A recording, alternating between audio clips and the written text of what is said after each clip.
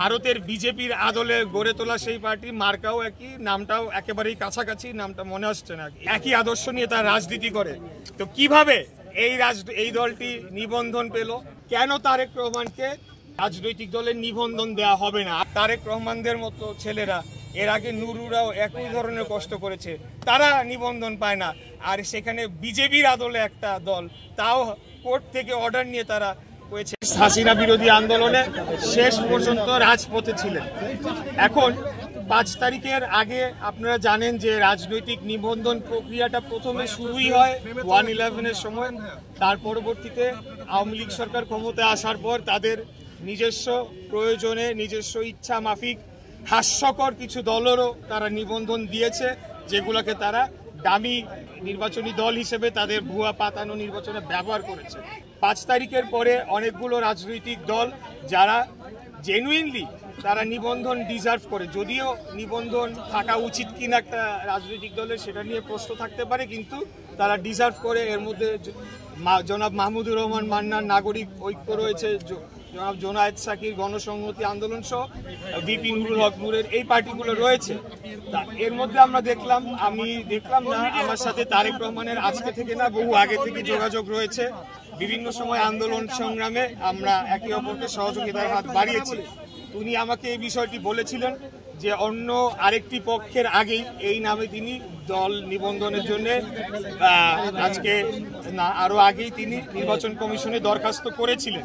কিন্তু আশ্চর্যজনকভাবে হলেও সত্য, আজকে নির্বাচন কমিশন তারেক রহমানের মতো এরকম একজন নির্যাতিত, নিপীড়িত, মানে সারা বাংলাদেশের মানুষ যেটা দেখেছে সেরকম একজন রাজনৈতিক নেতা, একজন রাজনৈতিক কর্মীকে সম্পূর্ণ অগ্রাহ্য করে এই নামে এমন এক ব্যক্তিকে দলের নিবন্ধন দেওয়া হয়েছে, যার বিরুদ্ধে আন্তর্জাতিক পঞ্জি স্কিম খ্যাত যে স্কিম বলে, সেই স্কিমের মাধ্যমে বাংলাদেশের জনগণের হাজার হাজার কোটি টাকা লোপাট করে নেওয়ার অভিযোগ রয়েছে। তো আমরা বলতে চাই যে সেটি একটি যেমন বিষয়, আরেকটি বিষয় হলো যে কেন তারেক রহমানকে রাজনৈতিক দলের নিবন্ধন দেয়া হবে না। আর যদি ওনাকে না দেয়া হয়ে থাকে, আর কোন কোন দল শর্ত সম্পূর্ণভাবে পূরণ করে এই বাংলাদেশের নির্বাচন কমিশনের তারা নিজেদের নিবন্ধন সম্পন্ন করেছে, সেটি প্রত্যেকটি তার ভারতের বিজেপির আদলে গড়ে তোলা সেই পার্টি, মার্কাও একই, নামটাও একেবারেই কাছাকাছি, নামটা মনে আসছে না, বিএফজিপি বা এরকম আর কি, একই আদর্শ নিয়ে তারা রাজনীতি করে। তো কিভাবে এই দলটি নিবন্ধন পেল? যখন তাদের অফিস খুঁজতে যাওয়া হলো, তাদের কোনো অফিস খুঁজে পাওয়া গেল না, একটা ফ্ল্যাট বাড়ির ভিতরে তারা করছে।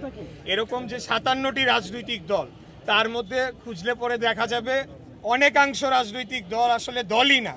তাদের কোনো কর্মকাণ্ড আছে কিনা, তাদের কোনো রাজনৈতিক কর্মসূচি রয়েছে কিনা, ভবিষ্যতে বাংলাদেশের জনগণের জন্য তারা কি করতে চায়, তাদের নির্বাচনী ম্যানিফেস্টো রয়েছে কিনা, তারা গণতন্ত্রে বিশ্বাস করে কিনা, এইরকম অনেকগুলো বিষয় চলে আসে।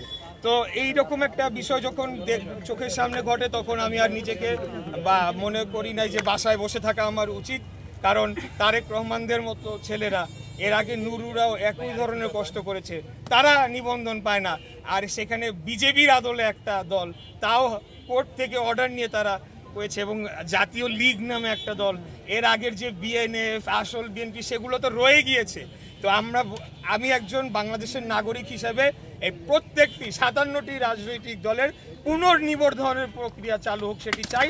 তার মাধ্যমে আসলেই বাছাই করা হোক যে কারা রাজনৈতিক দলের নিবন্ধন পাওয়ার যোগ্য এবং কারা ভুইফোর রাজনৈতিক দল হিসেবে তাদেরকে ক্ষমতাসীনরা যখন যে যার সুবিধা মতো প্রতিষ্ঠা করেছে, এটি আমি বলতে চাই। এর জন্য আজকে তারেক রহমানের সাথে সহমর্মিতা জানাতে এসেছি, তার পাশে সহযোদ্ধা হিসেবে রয়েছি এবং আমরা জোরালো দাবি জানাচ্ছি অবিলম্বে তার নিবন্ধন দিতে হবে। অনেক এরকম দলের নিবন্ধনের কথা হচ্ছে, তারা কোনোটা এখন বললে তো অনেক কিছু বলতে হয়, কোনো শর্ত মানে